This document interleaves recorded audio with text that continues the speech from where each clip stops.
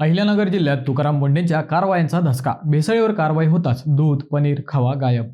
राज्यात अन्न व औषध प्रशासनाचे आयुक्त तुकाराम मुंढे यांनी सुरू केलेल्या भेसळविरोधी मोहिमेचे परिणाम आता स्पष्टपणे दिसू लागले आहेत. अहिल्यानगरच्या नेवासेसह अनेक भागांमध्ये दूध, पनीर आणि खव्याची आवक अचानक कमी झाली असून बाजारात टंचाईचे वातावरण निर्माण झाले आहे.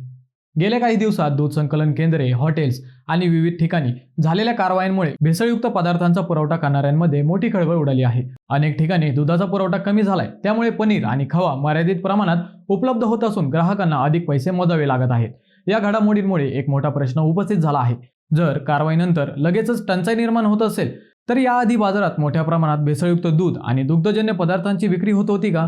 तज्ज्ञांच्या मते गावाकडे लोकांना दुधाची गुणवत्ता ओळखता येते, पण शहरात पिशवीबंद दुधावरच ग्राहकांचा विश्वास असतो. त्यामुळे अशा उत्पादनांची नियमित तपासणी होणे अत्यंत गरजेचे आहे. भेसळविरोधी मोहिमेमुळे ग्राहकांच्या आरोग्याचे संरक्षण होते, तसेच भेसळीचे जाळे किती खोलवर होते हे पण उघड झाले.